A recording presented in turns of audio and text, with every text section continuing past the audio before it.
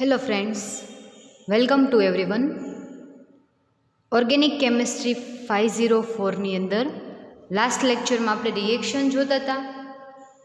રિએક્શનની અંદર આપણે first reaction Dieckmann reaction complete કરી, સેકન્ડ પેકમાન રિએક્શન કમ્પ્લીટ કરી, થર્ડ બિસ્લર નેપિરાલેસ્કી રિએક્શન જે છે એ જોઈ ગયા.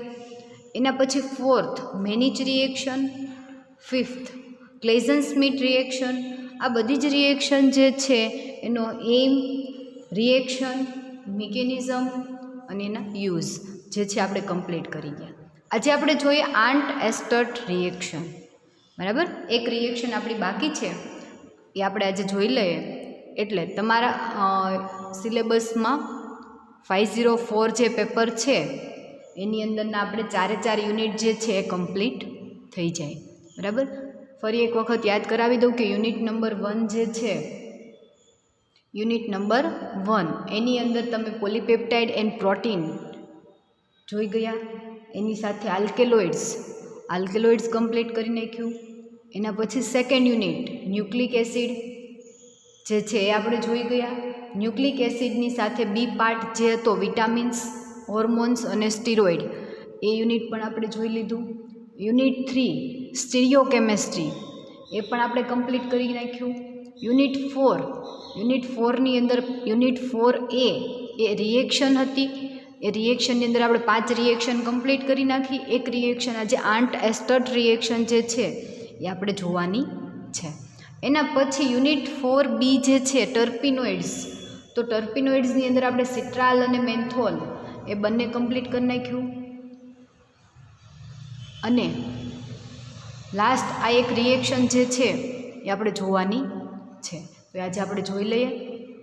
તો આર્ન્ટ એસ્ટર્ટ રિએક્શન જે છે એનો મેઇન પહેલાં આપણે એમ જોશું, એની રિએક્શન કઈ રીતે થાય છે, પછી એની મિકેનિઝમ, પછી એના ઉપયોગો એટલે કે યુઝ. બરાબર, તો મેઇન એમ તો કે આર્ન્ટ એસ્ટર્ટ રિએક્શન કોને કહેવાય. ફર્સ્ટ આપણે એનો એમ જોશું કે રિએક્શન કોને કહેવાય, કેવી નિપજ આપે છે અને રિએક્શન જે છે એ કઈ રીતે થાય છે, મેઇન પ્રક્રિયા તરીકે શું લેવાનું હોય છે એમાં. બરાબર, તો આપણે એમ જોઈએ આર્ન્ટ એસ્ટર્ટ રિએક્શનનો એમ સિદ્ધાંત. બરાબર, તો આ જે આર્ન્ટ એસ્ટર્ટ રિએક્શન જે છે એ કેવી રિએક્શન છે, તો કે કાર્બનિક એસિડ એટલે કે COOH ફંક્શનલ ગ્રુપ ધરાવતા, COOH ફંક્શનલ ગ્રુપ ધરાવતા કોઈપણ કાર્બનિક સંયોજન હોય એનું સમાનધર્મી શ્રેણીના એક કાર્બન વધારે હોય એવા કાર્બનિક એસિડમાં રૂપાંતર કરવા માટે આ પ્રક્રિયાનો ઉપયોગ થાય છે. શું, તો કે કાર્બનિક એસિડનું તેના પછીના સમાનધર્મી શ્રેણીના એટલે કે એક કાર્બન વધારે હોય એવો, માનો કે આપણે ફોર્મિક એસિડ લઈએ તો ફોર્મિક એસિડમાંથી એસિટિક એસિડ બનાવીએ તો એ આ રિએક્શન દ્વારા બની શકે.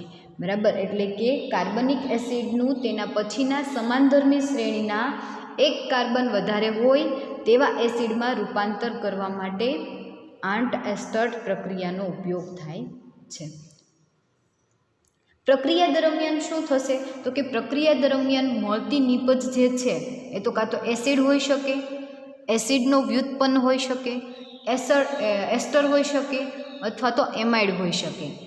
બરાબર, એટલે કે કાર્બનિક એસિડનું એના પછીના સમાનધર્મી શ્રેણીના કાં તો એસિડ, એસ્ટર અથવા તો એમાઇડની અંદર રૂપાંતર કરવા માટે આ પ્રક્રિયાનો ઉપયોગ થાય છે. અને પ્રક્રિયા જે છે એ એરોમેટિક અથવા તો એલિફેટિક અથવા તો એલિસાયક્લિક અથવા તો વિષમ ચક્રીય એસિડ, બરાબર, કોઈ પણની અંદર થઈ શકે. એરોમેટિક એટલે કે બેન્ઝીન રિંગ ઉપર કોઈ પણ COH ફંક્શનલ ગ્રુપ લ્યો તો પણ રિએક્શન થઈ શકે.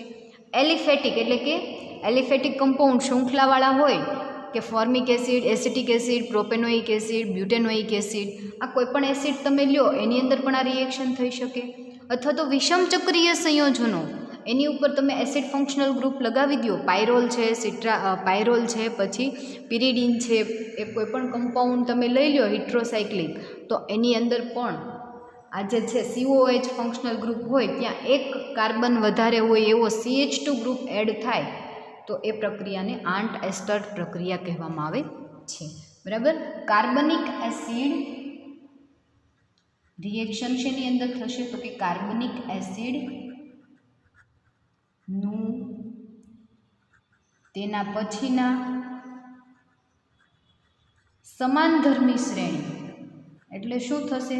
સમાનધર્મી શ્રેણી એટલે તમે કાર્બનિક એસિડ લીધો એટલે માનો કે તમે ફોર્મિક એસિડ લીધો તો એનો પછીનો ફોર્મિક એસિડ પછી 2 કાર્બનવાળો તો કે એસિટિક એસિડ, તમે એસિટિક એસિડ લ્યો તો એના પછીનો સમાનધર્મી શ્રેણીનો કયો કાર્બન થશે તો કે એસિટિક એસિડ પછી પ્રોપેનોઇક એસિડ, અથવા તો પ્રોપેનોઇક એસિડ લ્યો તો એનો પછીનો બ્યુટેનોઇક એસિડ, એટલે કે સમાનધર્મી શ્રેણીનો એટલે કે 1 કાર્બન વધારે હોય એવા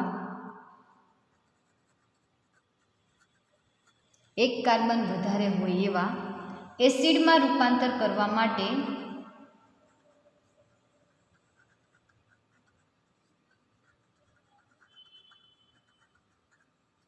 આંટ એસ્ટર્ટ રિએક્શનનો ઉપયોગ થાય છે. બરાબર. એટલે તમને એમ સમજાઈ ગયો. તમને રિએક્શન કહું તો RCOOH, આર એટલે તમે ત્યાં methyl group, ethyl group, propyl, pentyl કંઈ પણ તમે ત્યાં લઈ શકો. બરાબર. આર જે છે ત્યાં તમે શું તો કે મિથાઇલ, ઇથાઇલ, પ્રોપાઇલ, બ્યુટાઇલ, પેન્ટાઇલ, હેક્સાઇલ કોઈ પણ કાર્બનવાળો તમે ત્યાં આર ફંક્શનલ ગ્રુપ લઈ શકો. એનું રૂપાંતર શેમાં થશે તો કે એના પછીના સમાનધર્મી શ્રેણીમાં, એટલે કે તમે અહીંયા મિથાઇલ ગ્રુપ લ્યો તો અહીંયા તમારે મિથાઇલ ગ્રુપ હોય, એના પછી એક CH2 એટલે કે 1 કાર્બન વધશે એટલે કે CH2COOH આવી નિપજ તમને મળશે. હવે આ COOH ફંક્શનલ ગ્રુપ છે ત્યાં 1 કાર્બનનો વધારો થયો, બાકીનું તો કે જે આલ્કાઇલ ગ્રુપ તમે લીધું હતું એનું એ આલ્કાઇલ ગ્રુપ તમને ત્યાં મળી જશે. મિથાઇલ ગ્રુપ લેશો તો મિથાઇલ ગ્રુપ, ઇથાઇલ ગ્રુપ લેશો તો ઇથાઇલ ગ્રુપ, પ્રોપાઇલ લેશો તો પ્રોપાઇલ. પરંતુ અહીંયા જે છે એક વચ્ચે CH2 એટલે કે 1 કાર્બનનો વધારો થશે. તો આ પ્રક્રિયાને આંટ એસ્ટર્ટ પ્રક્રિયા કહેવામાં આવે છે. હવે આપણે જોઈએ કે આ જે છે કઈ રીતે 1નો વધારો થશે 1 કાર્બનનો. બરાબર. કે આપણે અહીંયા તો ફોર્મિક એસિડ લઈએ. બરાબર. અહીંયા H, અહીંયા તમે આરની જગ્યાએ ખાલી H મૂકી દો એટલે કે મિથાઇલ ગ્રુપ મૂકી દો તો કે ફોર્મિક એસિડનું એસિટિક એસિડમાં રૂપાંતર થાય અને એસિટિક એસિડ તમે લ્યો તો એનું પ્રોપેનોઇક એસિડની અંદર જે રૂપાંતર થાય છે તો આ રિએક્શન કઈ રીતે થતી હશે તો એની અંદરની આપણે જોવી પડશે. આખી પહેલાં તો રિએક્શન જોવી પડશે કે કઈ રીતે અંદર રિએક્શન CH2 એક ગ્રુપ કઈ રીતે એડ થતો હશે એ આપણે જોવું પડશે. તો આપણે એ જોઈએ કે કઈ રીતે આખી રિએક્શન આપણે કરવાની છે. આપણે એક સ્ટેપમાં બતાવી દીધું કે ચલો એક CH2 ગ્રુપ એડ થઈ ગયો, પરંતુ એ CH2 ગ્રુપ કઈ રીતે એડ થતો હશે એ આપણે એનું ડિસ્કશન કરવું પડે. તો આપણે ફર્સ્ટ જોઈએ તો કે શું કરવાનું છે તો કે તમે લીધેલો એસિડ, આ એસિડ જે છે એનું એસિડ ક્લોરાઇડમાં રૂપાંતર કરવાનું છે ફર્સ્ટ. તો કે કઈ રીતે તો કે આપણે એસિડ લીધો RCOOH, એનું એસિડ ક્લોરાઇડની અંદર SOCl2ની હાજરીમાં તમે રિએક્શન કરશો. SOCl2ની હાજરીમાં તમે રિએક્શન કરો એટલે તમને એનો એસિડ ક્લોરાઇડ મળે, એટલે RCOCl, એટલે આ એસિડ ક્લોરાઇડ. એટલે ફર્સ્ટ સ્ટેપની અંદર તમે જે લીધેલો એસિડ છે એનું તમારે એસિડ ક્લોરાઇડની અંદર રૂપાંતર કરવાનું છે. એ જે છે એનું તમારે એસિડ ક્લોરાઇડની અંદર રૂપાંતર કર્યું એનું ડાયએઝોમિથેન સાથે તમે રિએક્શન કરશો. હવે ડાયએઝોમિથેન એટલે શું તો કે એઝો એટલે કે એઝો ગ્રુપ એટલે કે નાઇટ્રોજન પરમાણુ. બરાબર. કે જેવો મિથાઇલ ગ્રુપ સાથે 1 નાઇટ્રોજન લાગેલો હોય તો એને એઝોમિથેન કહેવાય, પરંતુ 2 લાગેલા હોય CH4 સાથે 2 N2 પરમાણુ જોડાયેલા હોય તો એને શું કહેવાય તો કે ડાયએઝોમિથેન કહેવાય. તમે લગભગ સેમેસ્ટર 3ની અંદર ડાયએઝોમિથેન ભણીને આવ્યા રિએજન્ટ. બરાબર. તો CH2N2 એટલે શું થશે ડાયએઝોમિથેન. હવે ડાયએઝોમિથેનના તમે 2 અણુ સાથે એસિડ ક્લોરાઇડની રિએક્શન કરશો એટલે ડાયએઝો કીટોન સંયોજન તમને મળશે. કઈ રીતે ડાયએઝો કીટોન સંયોજન તો કે આ જે આલ્કાઇલ ગ્રુપ હતો, આ એસિડ ક્લોરાઇડ હતો, એમાંથી ક્લોરીન ફંક્શનલ ગ્રુપ રિમૂવ થઈ જશે અને ત્યાં કોણ જોડાઈ જશે ડાયએઝોમિથેન જોડાઈ જશે. એટલે જે સંયોજન બનશે RCOCl રિમૂવ થઈ ગયો, Cl રિમૂવ થઈ ગયો અને ત્યાં કોણ જોડાઈ જશે CH2માંથી એક હાઇડ્રોજન રિમૂવ થઈ જશે અને CHN2 બરાબર. આવી રીતે ડાયએઝો કીટોન સંયોજન બનાવશે. ડાયએઝો કીટોન શા માટે? તો કે આ ડાયએઝો મિથેન હતું એની સાથે કીટોન ફંક્શનલ ગ્રુપ એડ થઈ ગયું એટલે આપણે એને કીધું ડાયએઝો કીટોન. હવે જ્યારે તમે બે ડાયએઝો મિથેન સાથે રિએક્શન કરશો ત્યારે ફર્સ્ટ તો કઈ રીતે રિએક્શન થશે? તો કે બે પરમાણુ તમે લીધેલા છે, ડાયએઝો મિથેનના બે અણુ લીધેલા છે, બરાબર. એટલે બે નાઇટ્રોજન પરમાણુ રિમૂવ થઈ જશે અને સાથે બીજું તો કે એક CH2 જે છે એ અને એક CH2નો હાઇડ્રોજન એટલે કે CH3 રિમૂવ થશે આ રિએક્શન દરમિયાન, બરાબર. એટલે કે એક CH3 રિમૂવ થઈ જશે, એક N2નો અણુ રિમૂવ થઈ જશે અને નિપજ તરીકે તમને ડાયએઝો કીટોન સંયોજન મળશે. શેમાંથી? તો કે એસિડ ક્લોરાઇડમાંથી ડાયએઝો કીટોન. અને આ જે આપણે લીધું હતું એ શું લીધું હતું? એસિડ. તો કે ફર્સ્ટ આપણે એસિડનું શું કર્યું? એસિડ ક્લોરાઇડમાં રૂપાંતર કર્યું. એસિડ ક્લોરાઇડમાં જે રૂપાંતર કર્યું એનું ડાયએઝો મિથેન સાથે રિએક્શન કરી એટલે નિપજ તરીકે તમને ડાયએઝો કીટોન મળ્યું. હવે જે તમને ડાયએઝો કીટોન મળે છે એનું સિલ્વર ઓક્સાઇડ ઉદ્દીપકની હાજરીમાં જ્યારે તમે એને ગરમ કરશો એટલે ફર્સ્ટ ઓફ ઓલ શું થશે? તો કે આ જે ડાયએઝો મિથેન જે છે ટૂંકમાં ડાયએઝો કીટોન સંયોજન જે છે એમાંથી એઝો ફંક્શનલ ગ્રુપ રિમૂવ થઈ જશે. અને એક આ કીટોન ફંક્શનલ ગ્રુપ જે છે એ શેમાં? તો કે COOHમાં કન્વર્ટ થશે. એ આપણે જોઈએ કઈ રીતે? તો કે ફર્સ્ટ તમે શું કરશો? સિલ્વર ઓક્સાઇડ સાથે જ્યારે તમે ગરમ કરશો ત્યારે તો કે સિલ્વર ઓક્સાઇડ સાથે ગરમ કરવાથી RCH ડબલ બોન્ડ CO આવું તમને કાર્બનિક સંયોજન મળશે. RCH ડબલ બોન્ડ CO કઈ રીતે? તો કે આ જે નાઇટ્રોજનનો એક અણુ જે છે એ ગરમ કરશો એટલે એઝો ફંક્શનલ ગ્રુપ જે છે N2 એ રિમૂવ થઈ જશે અને આ કાર્બન જે છે એ પોતાનું સ્થાન અહીંયા આલ્કાઇલ ગ્રુપ સાથે જોઈન્ટ થઈ જશે અને આલ્કાઇલ ગ્રુપ સાથે જોડાયેલો કીટોન ફંક્શનલ ગ્રુપ જે છે એ કાર્બન સાથે ડબલ બોન્ડ દ્વારા જોડાઈ જશે અને આવું સંયોજન તમને મળશે, બરાબર. એ જે તમને સંયોજન મળે છે એનું આગળ તમે પાણી સાથે પ્રક્રિયા કરો, H2O સાથે તમે એને ગરમ કરશો, બરાબર, અથવા તો કોઈ પણ બીજા દ્રાવકો માનો કે આલ્કોહોલ, એમોનિયા વગેરે સાથે તમે પ્રક્રિયા કરો તો એને અનુરૂપ તમને એસિડ મળશે. હવે એટલે એને અનુરૂપ એસિડ એટલે કેવો એસિડ? તો કે પાણી સાથે તમે પ્રક્રિયા કરશો એટલે પાણીનો અણુ આખો એની અંદર શું થઈ જશે? ઉમેરાઈ જશે, બરાબર. H2Oનો અણુ કઈ જગ્યાએ? તો કે H, આ H અને આ OH આવી રીતે હશે. તો અહીંયાનો ડબલ બોન્ડ બ્રેક થશે, અહીંયા કાર્બનની વેલેન્સી ખાલી થશે ત્યાં H અને આ કાર્બનની વેલેન્સી ખાલી થશે ત્યાં OH આવી રીતે જોડાઈ જશે અને નવું સંયોજન જે છે એના પછીનો સમાનધર્મી શ્રેણીનો એસિડ, બરાબર, એટલે RCH2COOH. જુઓ અહીંયા C ડબલ બોન્ડ O હતું, કીટોન ફંક્શનલ ગ્રુપ હતું, ત્યાંનો ડબલ બોન્ડ બ્રેક થઈ ગયો, ત્યાં OH જોડાઈ ગયું, CO કીટોન ફંક્શનલ ગ્રુપ છે ત્યાં OH જોડાઈ ગયું અને CH હતું ત્યાં કોણ જોડાઈ ગયું? હાઇડ્રોજન, બરાબર. એટલે H અને OH જોડાઈ ગયું અને શું બનાવ્યું? એક આપણે જે એસિડ લીધો હતો એના પછી એક વધારે હોય કાર્બન એવો એસિડ તમને નિપજ મળી, બરાબર. ફરી વખત તમને રિએક્શન સમજાવું કે ફર્સ્ટ આપણે જે એસિડ લીધો હતો એની કરતાં એક વધારે કાર્બન હોય એવો સમાનધર્મી શ્રેણીનો એસિડ તમને એસિડ નિપજ મળે તો એ રિએક્શનને આન્ટ એસ્ટર રિએક્શન કહેવામાં આવે છે. રિએક્શનમાં આપણે કર્યું ફર્સ્ટ તો કે જે એસિડ લીધો હતો એનું તમે એસિડ ક્લોરાઇડમાં રૂપાંતર કર્યું, એ એસિડ ક્લોરાઇડનું ડાયએઝો મિથેન સાથે રિએક્શન કર્યું એટલે ડાયએઝો કીટોન નિપજ મળી. એ ડાયએઝો કીટોનનું તમે સિલ્વર ઓક્સાઇડની હાજરીમાં ગરમ કર્યું એટલે એઝો ફંક્શનલ ગ્રુપ રિમૂવ થઈ ગયું. એઝો ફંક્શનલ ગ્રુપ રિમૂવ થાય એટલે કાર્બનની બે વેલેન્સી ખાલી થાય અને અહીંયા કાર્બન જે છે આલ્કાઇલ ગ્રુપ સાથે સિંગલ બોન્ડથી જોડાયેલો છે એ બ્રેક થઈ જશે. ત્યાં જે છે CH ફંક્શનલ ગ્રુપ અને કીટોન ફંક્શનલ ગ્રુપ જે છે એ કાર્બન સાથે જોડાય અને તમને આવી રીતે નિપજ બનાવશે અને બંને વચ્ચે કેવા? તો કે ડબલ બોન્ડ ક્રિએટ થઈ જશે. એ ડબલ બોન્ડ ક્રિએટ થશે એ કમ્પાઉન્ડને તમે H2O સાથે જ્યારે તમે ગરમ કરો છો, H2O સાથે રિએક્શન કરો એટલે H અને OH જે છે એ અહીંયા ડબલ બોન્ડ જે છે કાર્બન અને કાર્બન કાર્બન ડબલ બોન્ડ જે છે એ બ્રેક થશે. એમાંનો કાર્બન કાર્બન ડબલ બોન્ડ જે છે એમાંથી પાઈ બોન્ડ જે છે એ બ્રેક થશે આ કાર્બન કાર્બન ડબલ બોન્ડ છે, તો આ સિગ્મા બોન્ડ અને આ પાઈ બોન્ડ. તો પહેલાં કયો બોન્ડ બ્રેક થશે? તો કે પાઈ બોન્ડ જે છે એ પહેલાં બ્રેક થશે અને સિગ્મા બોન્ડ જે છે એઝ ઇટ ઇઝ રહેશે.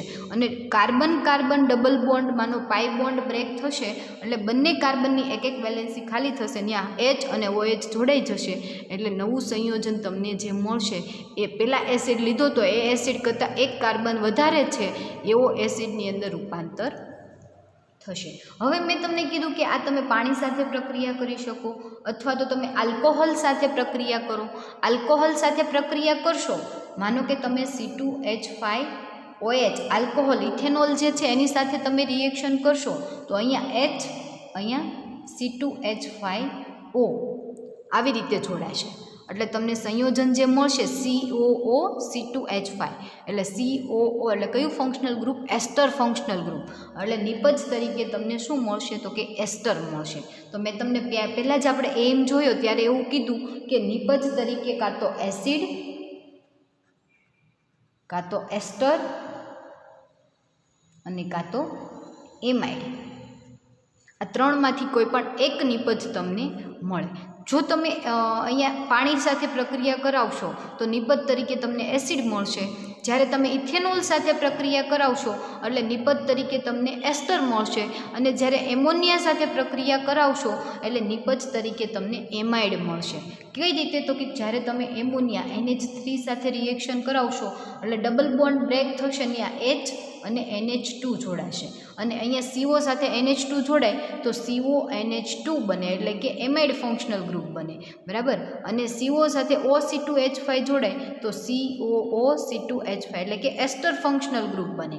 અને જ્યારે OH જોડાય એટલે CO સાથે OH જોડાય અને COOH એટલે કે એસિડ તમને નિપજ મળે, બરાબર. તો તમને ખ્યાલ આવી ગયો કે એ જે છે એમ આંટ એસ્ટર્ટ રિએક્શનનો મેઇન એમ શું કહે છે? તો કે કાર્બનિક એસિડ કે તેના પછી કાર્બનિક એસિડનું તેના પછીના સમાનધર્મી શ્રેણી એટલે કે એક કાર્બન વધારે હોય એવા એસિડમાં રૂપાંતર કરવા માટે કોનો ઉપયોગ થાય છે? તો કે આંટ એસ્ટર્ટ પ્રક્રિયાનો ઉપયોગ થાય છે. અને પ્રક્રિયા દરમિયાન મળતી નિપજ જે છે એ કાં તો એસિડ, એસ્ટર અથવા તો એમાઇડ હોઈ શકે. અને પ્રક્રિયા જે છે એ શેમાં? તો કે એરોમેટિક, એલિફેટિક અને એલિસાયક્લિક અથવા તો વિષમ ચક્રીય એસિડની અંદર થઈ શકે.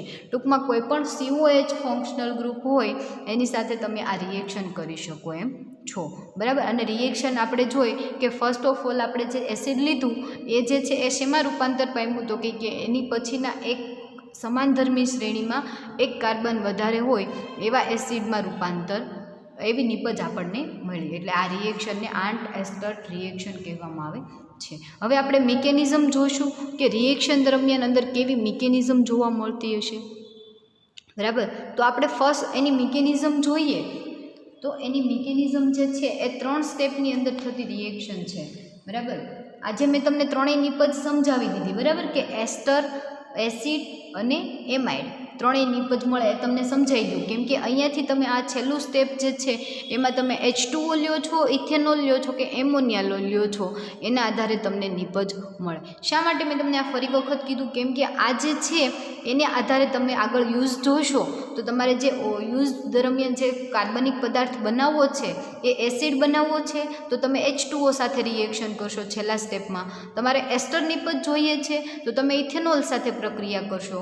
તમારે એમોનિયા નિપજ તમારે એમાઇડ નિપજ જોઈએ છે તો તમે એમોનિયા સાથે પ્રક્રિયા કરશો. એટલે આ સ્ટેપ જે છે એને ખાસ લાસ્ટ સ્ટેપની અંદર તમારે કયું લેવું છે તમારે યાદ રાખવાનું છે કે નિપજ તરીકે તમારે એસિડ જોઈએ છે, એસ્ટર જોઈએ છે કે એમાઇડ જોઈએ છે.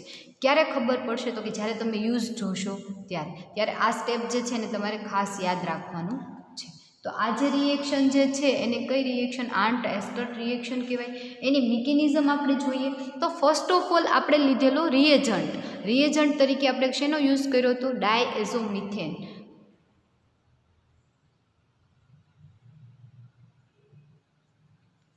બરાબર. રિએજન્ટ તરીકે તમે જે ડાયએઝોમિથેન લીધો હતો એની અંદર ફર્સ્ટ તો કેવી રિએક્શન થશે એ આપણે જોઈએ. એના પછી આપણે જે લીધું તો એસિડ ક્લોરાઇડ સાથે, બરાબર. એસિડ ક્લોરાઇડ સાથે ડાયએઝોમિથેન જે છે એ કઈ રીતે રિએક્શન આપે એ ફર્સ્ટ સ્ટેપ તો તમને ખ્યાલ છે કે OH જે છે એ રિમૂવ થઈ જાય અને ત્યાં કોણ જોડાઈ જશે? તો કે Cl જોડાઈ જશે. બરાબર. હવે સેકન્ડ સ્ટેપની વાત કરીએ કે ડાયએઝોમિથેન જે છે એમાં રહેલો CH2N double bond N, CH2 double bond N એટલે કે ડાયએઝોમિથેન. તો શું થશે તો કે નાઇટ્રોજન અને કાર્બન વચ્ચે જે ડબલ બોન્ડ જે છે એ બ્રેક થઈ જશે. એટલે આ કાર્બન ઉપર એક માઇનસ ચાર્જ આવશે, આ કાર્બન ઉપર માઇનસ ચાર્જ આવશે, નાઇટ્રોજન ઉપર પ્લસ ચાર્જ આવશે અને આ નાઇટ્રોજન જે છે એ ટ્રિપલ બોન્ડ દ્વારા નાઇટ્રોજન ટ્રિપલ બોન્ડ બનાવશે. બરાબર. કઈ રીતે? આ સ્ટેપમાં મેં તમને બંને સમજાવી દીધું, પરંતુ ફરી વખત સમજાવું. CH2 single double bond nitrogen, double bond nitrogen, આ ડાયએઝોમિથેન છે. ડાયએઝોમિથેન સાથે જ્યારે રિએક્શન થશે એટલે શું થશે તો કે આ ડબલ બોન્ડ જે છે એમાંથી એક બોન્ડ બ્રેક થઈ જશે, એટલે કાર્બન ઉપર માઇનસ ચાર્જ આવશે અને આ નાઇટ્રોજન પાસે એક બંધ બનાવવા માટે હજી એક ઇલેક્ટ્રોન છે, એટલે નાઇટ્રોજન ટ્રિપલ બોન્ડ બનાવી દેશે અને આ નાઇટ્રોજન ઉપર કેવો તો કે ઓલરેડી જુઓ 4 બોન્ડ બનેલા છે, એટલે એના ઉપર કેવો ચાર્જ આવશે? પ્લસ ચાર્જ આવશે. એટલે કાર્બન આ જે CH2 જે છે એની વચ્ચેનો ડબલ બોન્ડ બ્રેક થઈ જશે, નાઇટ્રોજન ટ્રિપલ બોન્ડ બનશે. આની પાસે હજી એક કેવું છે તો કે લોન પેર ઇલેક્ટ્રોન યુગ્મ છે. નાઇટ્રોજન ઉપર ઓલરેડી પ્લસ ચાર્જ છે. શા માટે? તો કે 1, 2, 3 અને 4 બોન્ડ બનેલા છે એની સાથે. નાઇટ્રોજન વધારેમાં વધારે કેટલા? તો કે 3 બોન્ડ બનાવી શકે, પરંતુ અહીંયા 4 છે એટલે એના ઉપર પ્લસ ચાર્જ આવશે અને આના ઉપર માઇનસ ચાર્જ આવશે. હવે આ માઇનસ ચાર્જ છે એટલે કે હજી કાર્બન એક બંધ બનાવી શકશે. બરાબર. એની પાસે એક બંધ બનાવવા માટે હજી એક ઇલેક્ટ્રોન છે, એટલે કોઈ પણ કોની સાથે તો કે એસિડ ક્લોરાઇડ સાથે જોડાય અને ડાયએઝોમિથેન જે છે એની સાથે જોડાઈ જશે. કોની સાથે? એસિડ ક્લોરાઇડ સાથે. તો કે એસિડ ક્લોરાઇડ, તો આપણે એસિડ ક્લોરાઇડની વાત કરીએ તો કે C ડબલ બોન્ડ O, આ alkyl group C double bond O અને એની સાથે જોડાયેલો Cl. બરાબર. એની સાથે કોણ જોડાશે તો કે ડાયએઝોમિથેન, એટલે કે CH2 એના ઉપર માઇનસ ચાર્જ છે, નાઇટ્રોજન ઉપર પ્લસ ચાર્જ છે, ટ્રિપલ બોન્ડ નાઇટ્રોજન અને એની પાસે એક ઇલેક્ટ્રોન લોન પેર ઇલેક્ટ્રોન યુગ્મ છે. બરાબર. એટલે કે અહીંયા કાર્બન પાસે એક બંધ બનાવવા માટે તત્પર છે, એટલે ડબલ બોન્ડ જે છે એમાંથી એક બોન્ડ બ્રેક થઈ જશે, એટલે કાર્બન ઉપર જે છે કાર્બનની એક વેલેન્સી ખાલી થશે અને ઓક્સિજનની એક વેલેન્સી ખાલી થશે, એના ઉપર માઇનસ ચાર્જ આવશે, એટલે R અહીંયા આપણે ઓક્સિજન બતાવીએ એના ઉપર માઇનસ ચાર્જ, ક્લોરિન એમનમ અને ઓક્સિજન સાથે જે ડબલ બોન્ડ હતો એ બ્રેક થયો, એટલે એક કાર્બનની એક સંયોજકતા કેવી થઈ? ખાલી થઈ. ત્યાં કોણ જોડાઈ જશે તો કે CH2N ટ્રિપલ બોન્ડ N. આની પાસે એક ઇલેક્ટ્રોન યુગ્મ છે, નાઇટ્રોજન પાસે કેવો? પ્લસ ચાર્જ છે. આવી રીતે જોડાઈ જશે. હવે શું થશે તો કે આ ક્લોરિન જે છે અહીંયા CH2 માંના એક હાઇડ્રોજનને લઈ અને HCl સ્વરૂપે રિમૂવ થઈ જશે. બરાબર. HCl સ્વરૂપે રિમૂવ થઈ જશે. આ એટલી મિકેનિઝમ યાદ રાખજો, કેમ કે હવે અહીંયાથી કન્ટિન્યુ મિકેનિઝમ હું તમને નેક્સ્ટ પેજ ઉપર બતાવીશ. બરાબર. એટલે આ જે છે ફરી એક વખત જોઈ લો કે ડાયએઝોમિથેન જે છે એના ઉપર માઇનસ ચાર્જ છે. આ એસિડ ક્લોરાઇડ જે છે, એસિડ ક્લોરાઇડ સાથે કઈ રીતે ડાયએઝોમિથેન જોડાણું અને ડાયએઝોમિથેન જે એસિડ ક્લોરાઇડમાંનો ક્લોરિન જે છે ડાયએઝોમિથેનના હાઇડ્રોજનને લઈ HCl સ્વરૂપે દૂર થઈ જાય છે. હવે અહીંયાથી આપણે કન્ટિન્યુ જે મિકેનિઝમ જે છે એને નેક્સ્ટ પેજ ઉપર જોઈએ. ઓકે. એટલે કે અહીંયાથી ક્લોરિન અને અહીંયાથી હાઇડ્રોજન રિમૂવ થઈ જશે HCl સ્વરૂપે અને બંને કાર્બનની જે અહીંયા એક કાર્બનની વેલેન્સી ખાલી થઈ અને સાથે આ કાર્બનની એક વેલેન્સી ખાલી થઈ. બરાબર. એટલે કાર્બન અને ઓક્સિજન આ માઇનસ ઓલરેડી ચાર્જ ધરાવે છે, એટલે કે એક બોન્ડ બનાવવો છે હજી ઓક્સિજનને, એટલે કાર્બન ઓક્સિજન ડબલ બોન્ડ બનાવી લેશે. C double bond O, single bond હતો, ડબલ બોન્ડ થઈ ગયો, એટલે ઓક્સિજન ઉપરનો માઇનસ ચાર્જ રિમૂવ થઈ ગયો, પરંતુ જે આ કાર્બન હજી એક બંધ બનાવશે, કેમ કે એનો હાઇડ્રોજન કેવો થઈ ગયો છે? હાઇડ્રોજન અને કાર્બન વચ્ચેનો બોન્ડ બ્રેક થઈ ગયો, હાઇડ્રોજન રિમૂવ થઈ ગયો, એટલે એ કાર્બન ઉપર ઓલરેડી કેવો હતો કે માઇનસ ચાર્જ આવશે અને એના ઉપર એક હાઇડ્રોજન જોડાયેલો છે અને એની સાથે જોડાયેલું ડાયએઝો ફંક્શનલ ગ્રુપ, બરાબર, આવી રીતે જોડાયેલું ઓલરેડી છે. હવે આપણે આગળ ફરી વખત મિકેનિઝમ જોશું તો ડાયએઝો જે ફંક્શનલ ગ્રુપ છે એ રિમૂવ થઈ જશે. કેમ? તો કે આને હજી એક બંધ બનાવવો છે અને આ જે છે ઓલરેડી પ્લસ ચાર્જ ધરાવે છે, એટલે એ એની સાથે વધારે જોડાઈ રહેશે નહીં. કેમ? તો કે નાઇટ્રોજન ઉપર જુઓ પ્લસ ચાર્જ છે, ઓલરેડી એને ટ્રિપલ બોન્ડ બનાવી લીધો છે. Nitrogen nitrogen triple bond already છે અને કાર્બન સાથે જોડાયેલો છે, પરંતુ કેવી રીતે? તો કે હજી એની પાસે એક પ્લસ ચાર્જ છે, એટલે કે એને 4 બંધ બનાવી લીધા, એટલે ઝડપથી એ શું કરશે? આ બોન્ડને બ્રેક કરી દેશે, બરાબર. અને બોન્ડ બ્રેક કરશે એટલે નવું સંયોજન તમને જે મળશે એ R C double bond O અને એની સાથે જોડાયેલું CH, બરાબર, CH. હવે જે અહીંયાથી બોન્ડ બ્રેક થશે, CH ઉપર માઇનસ ચાર્જ છે, અહીંયાથી બોન્ડ બ્રેક થશે, બરાબર. બોન્ડ બ્રેક થશે આવડું આ, એટલે કાર્બનની એક વેલેન્સી ખાલી થશે, એટલે એ શું કરશે? તો કે આ કાર્બન સાથે ડબલ બોન્ડ બનાવી લેશે, બરાબર. હવે આ કાર્બન ઉપર પાછો કેવો ચાર્જ આવશે? પ્લસ ચાર્જ આવશે. કેમ કે એણે કેટલા? તો કે 1 2 3 4 ને 5 બંધ બનાવી, અને અહીંયાથી N2 પરમાણુ જે છે એ રિમૂવ થઈ જશે. આ N2 પરમાણુ આખું કેવું થઈ ગયું? રિમૂવ થઈ ગયું. હવે આ કાર્બન જે છે એના ઉપર પ્લસ ચાર્જ તો છે, પણ કેટલી ઘડી? બરાબર, થોડી વાર માટે, કે વધીને એ 5 બોન્ડ બનાવેલો તો કાર્બન એમને રહેશે નહીં. એટલે એ તમે જ્યારે સિલ્વર ઓક્સાઇડ સાથે એને તમે ગરમ કરશો એટલે નાઇટ્રોજન N2 પરમાણુ તો અહીંયા રિમૂવ થઈ ગયું, બરાબર. અને આગળ તમે એની રિએક્શન જોશો એટલે R C double bond O અને CH, એને ઉપર એક લોન પેર ઇલેક્ટ્રોન, બરાબર. આવું તમને સંયોજન મળશે. હવે શું થશે? તો કે આવું કેટલી ઘડી આ કોઈ જાતનું આનું કોઈ અસ્તિત્વ જ નથી આવા સંયોજનનું. એટલા માટે થઈ અને આ જે CH ફંક્શનલ ગ્રુપ જે છે એ આલ્કાઇલ સાથે બોન્ડ બનાવશે અને આ કીટોન ફંક્શનલ ગ્રુપ જે છે કાર્બન સાથે બોન્ડ બનાવી લેશે. એટલે નવું સંયોજન તમને R CH double bond C double bond O, આવું સંયોજન તમને મળશે. એટલે કે CH functional group alkyl group સાથે બોન્ડ બનાવી લેશે અને કીટોન ફંક્શનલ ગ્રુપ અને આલ્કાઇલ ગ્રુપ વચ્ચે બોન્ડ છે બ્રેક થઈ જશે અને એ CH સાથે બોન્ડ બનાવી લેશે. એટલે આ સંયોજન તમને મળશે એ કીટોન સંયોજન બનશે. એનું તમે H2O આલ્કોહોલ અથવા તો એમોનિયા સાથે રિએક્શન કરશો એટલે અહીંયાથી જે સી ડબલ બોન્ડ ઓ છે એ બ્રેક થઈ જશે. નહીં, સી ડબલ બોન્ડ ઓ એમનેમ રહેશે, carbon carbon double bond break થઈ જશે.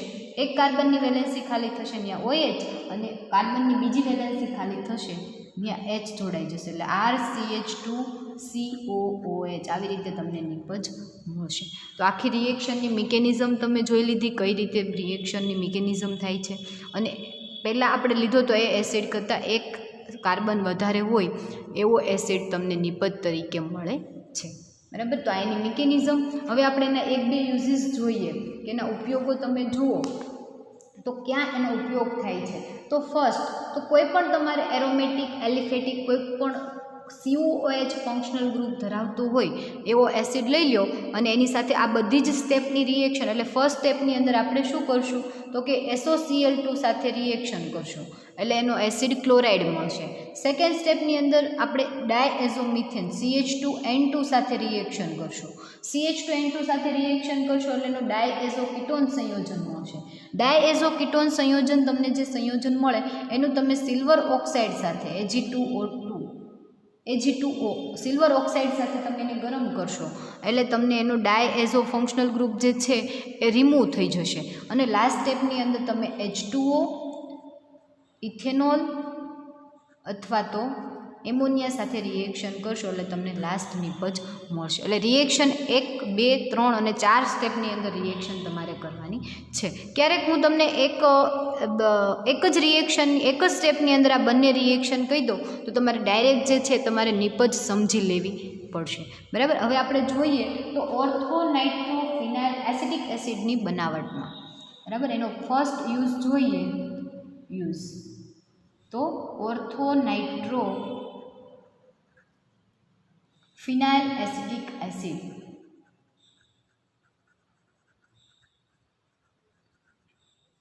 એસિડની બનાવટમાં.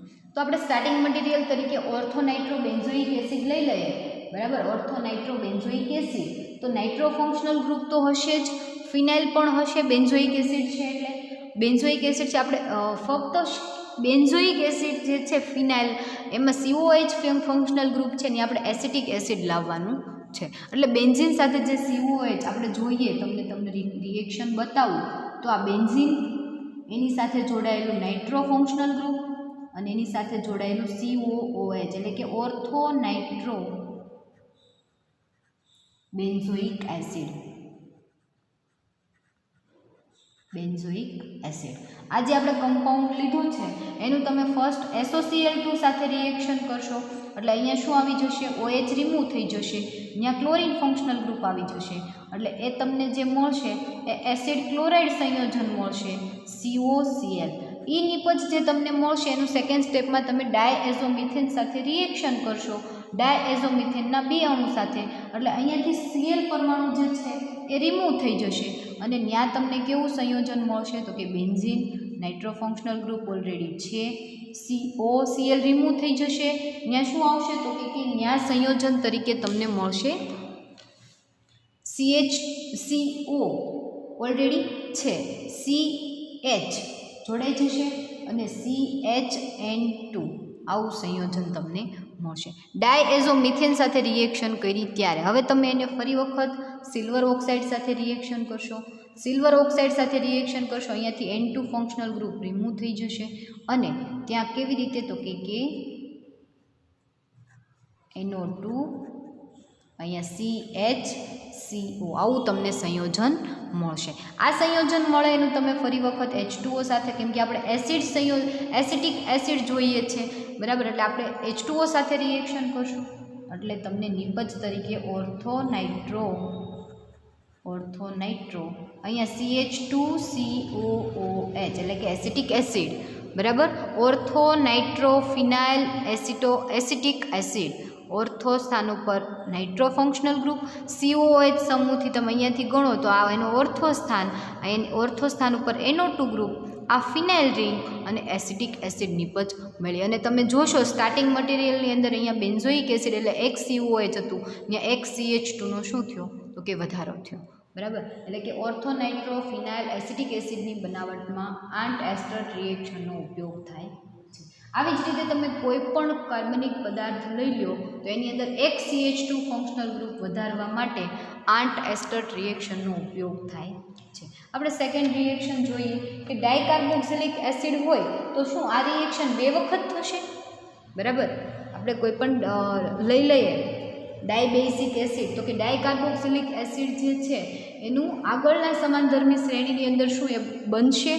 તો આપણે જોઈએ 5 કાર્બનવાળું CH2COOH, CH2COOH, અહીંયા CH2, બરાબર.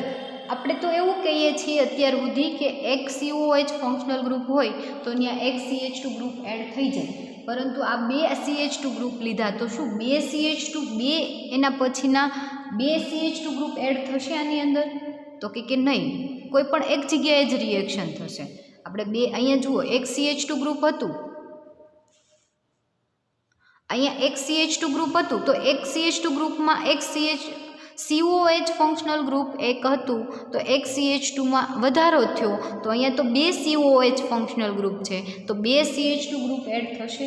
તો કે નહીં થાય. કઈ રીતે રિએક્શન થશે? તો કે ફક્ત અને ફક્ત કોઈ પણ એક COH ફંક્શનલ ગ્રુપ જે છે એ પ્રક્રિયા કરશે અને બીજો COH ફંક્શનલ ગ્રુપ જે છે એ એમનેમ રિએક્શન કર્યા વગરનો પડ્યો રહેશે. આની સાથે જ્યારે તમે રિએક્શન કરશો એટલે ફર્સ્ટ શું કરશો? તો કે SOCl2 સાથે રિએક્શન એટલે અહીંયાથી OH રિમૂવ થઈ જશે, અહીંયા શું આવી જશે? Cl આવી જશે. હવે સેકન્ડ સ્ટેપની અંદર તમે શું કરશો? તો કે સેકન્ડ સ્ટેપમાં તમે ડાયએઝોમિથેન સાથે રિએક્શન કરશો. આ ફર્સ્ટ સ્ટેપ, સેકન્ડ સ્ટેપ આવડવા ડાયએઝોમિથેન સાથે રિએક્શન કરશો એટલે નિપજ તરીકે તમને મળશે CH2. આ COOH એમનેમ રહેશે.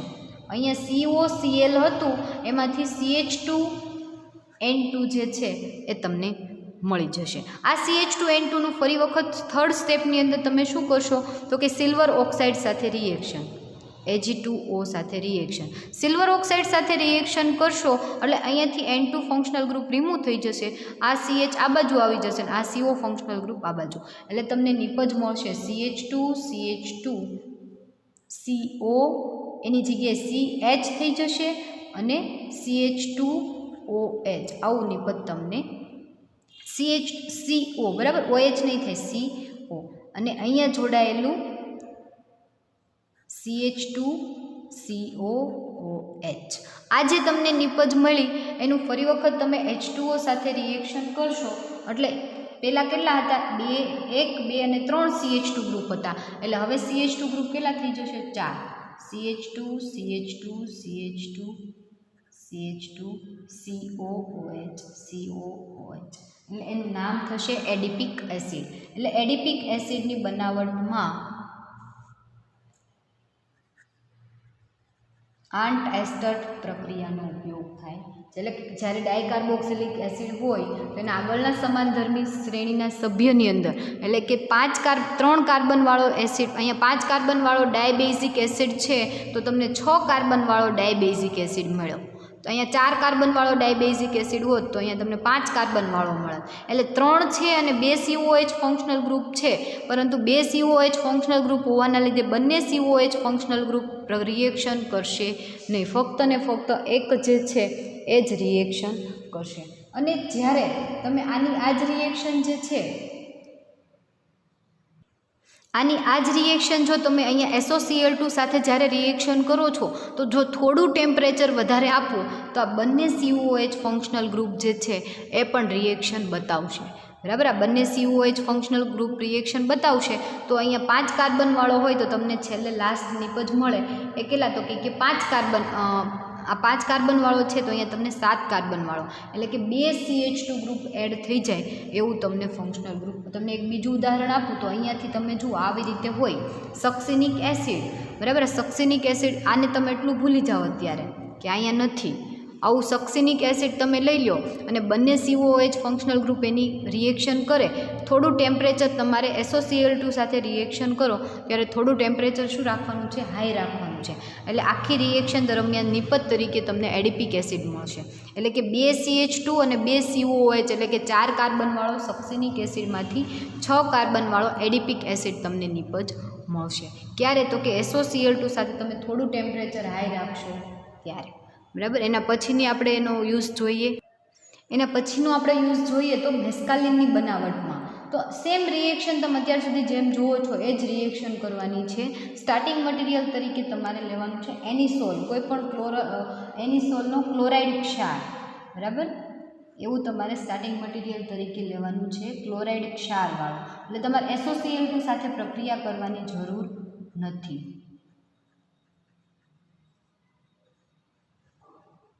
3, 4, 5 ટ્રાયમિથોક્સી બેન્ઝાઇલ ક્લોરાઇડ. આ જે છે બેન્ઝાઇલ ક્લોરાઇડ એ 3જા, 4થા અને 5મા સ્થાને. તમે અહીંયાથી ગણો તો પહેલું, બીજું ને ત્રીજું, ચોથું ને પાંચમું, ત્રીજું, ચોથું ને 5મા સ્થાન ઉપર મિથોક્સી ગ્રુપ એટલે ટ્રાયમિથોક્સી બેન્ઝોઇલ ક્લોરાઇડ. બરાબર, સ્ટાર્ટિંગ મટીરિયલ તરીકે આપણે લીધું 3, 4, 5 ટ્રાયમિથોક્સી બેન્ઝોઇલ ક્લોરાઇડ.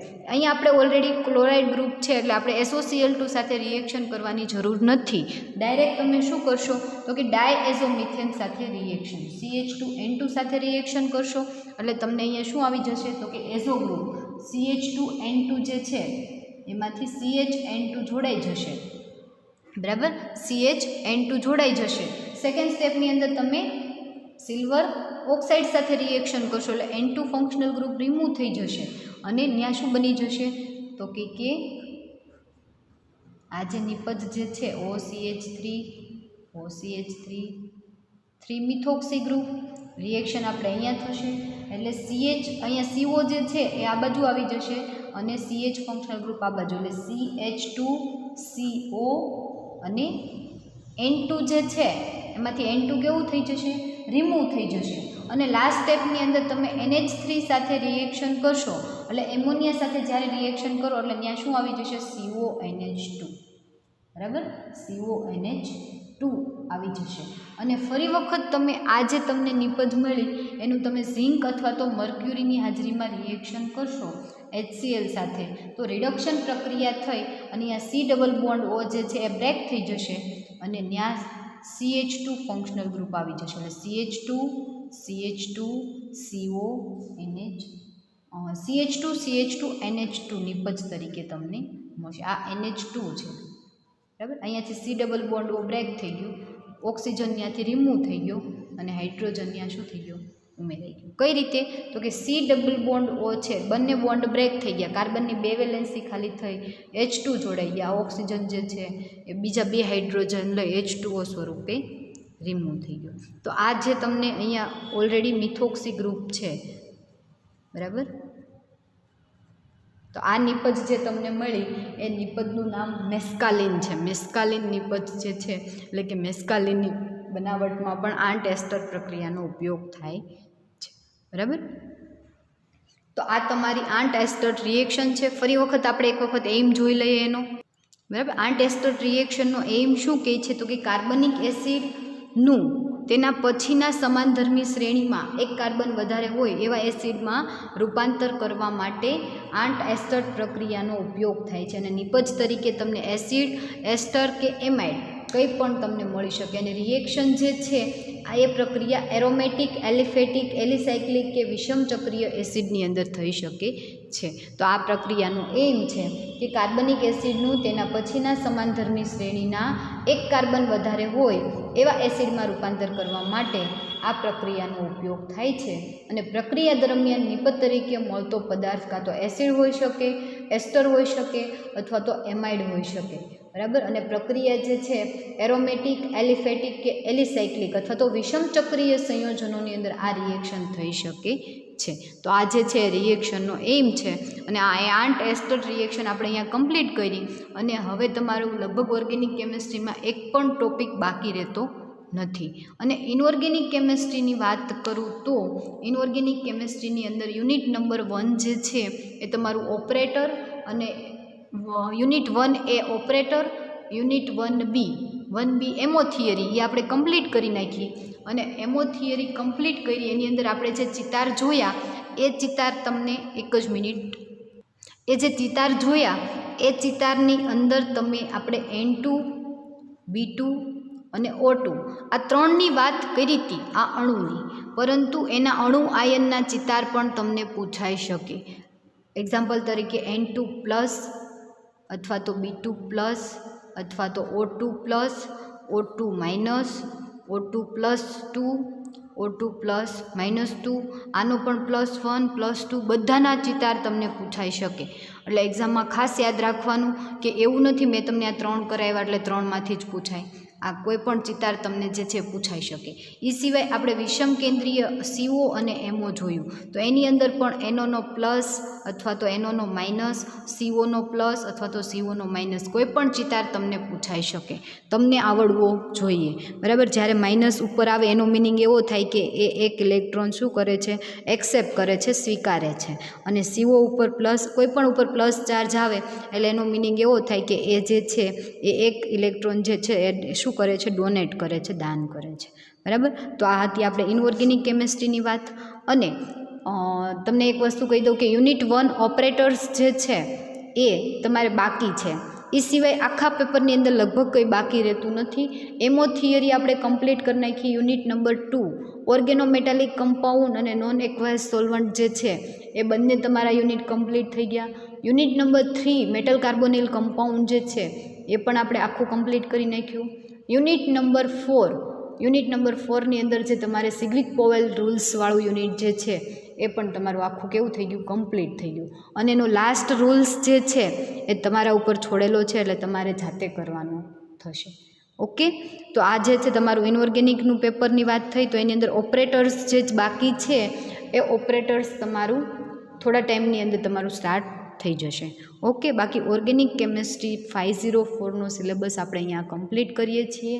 અને નેક્સ્ટ લેક્ચરમાં તમારે એની ટેસ્ટ ખાસ આવશે. Organic chemistry, inorganic chemistry, physical chemistry કે સ્ટીરિયો કેમેસ્ટ્રી કંઈ પણની વાત થતી હોય તો લેક્ચરની અંદર તમારે ટેસ્ટ આવશે અને એ ટેસ્ટના માર્ક જે છે એ અસાઇનમેન્ટની અંદર ગણાશે. અસાઇનમેન્ટ તો સબમિટ કરવાના જ છે, પણ એ સિવાય ટેસ્ટના માર્ક પણ એની અંદર ગણાશે, એટલે ટેસ્ટ આપવી ફરજિયાત છે બધાએ. લાસ્ટ લેક્ચરમાં મેં તમારા રિસ્પોન્સ જોયા હતા, બરાબર. લાસ્ટ લેક્ચરની અંદર જે તમારે ફિઝિકલ કેમેસ્ટ્રીની અંદર ટેસ્ટ હતી એમાં કોઈ પણ જાતનો રિસ્પોન્સ હતો નહીં, એટલા માટે થઈ અને ફરજિયાત બધાએ આપવી પડશે ટેસ્ટ. Okay, thank you.